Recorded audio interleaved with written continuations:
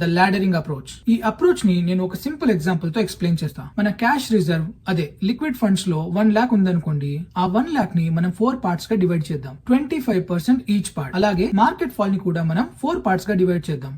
7%, 14%, 20% and more than 25%. ప్రతి fall దగ్గర మనం 25% ఆఫ్ క్యాష్ సేవింగ్స్ తో మార్కెట్ ఫాల్ ని క్యాప్చర్ చేస్తాం. ఇప్పుడు మార్కెట్ 7% ఫాల్ అయినప్పుడు మీరు మీ ఫస్ట్ 25% ఇన్వెస్ట్ చేశారనుకుందాం. మార్కెట్స్ పెరిగి మళ్ళీ 7% ఫాల్ అయితే అక్కడ మీ సెకండ్ 25% ఇన్వెస్ట్ చేయకూడదు. క్లియర్ గా చెప్తాను, అర్థం చేసుకోవడానికి ట్రై చేయండి. 7% ఫాల్ దగ్గర మనం మన ఫస్ట్ 25% ని ఇన్వెస్ట్ చేస్తాం. అక్కడి నుండి మరో 7% పడితేనే మన నెక్స్ట్ 25% ఇన్వెస్ట్ చేయాలి. ఆ సెకండ్ పాయింట్ నుండి మరో 6% అంటే టోటల్ 20% పడినప్పుడు మనం మన థర్డ్ 25% ని ఇన్వెస్ట్ చేయాలి. అలా డిప్స్ ని క్యాప్చర్ చేస్తాం. అంతేకాని ఇలా మార్కెట్ సైడ్ వేస్ లో ఉన్నప్పుడు మన క్యాష్ రిజర్వ్ ని మనం ఎంప్టీ చేయకూడదు.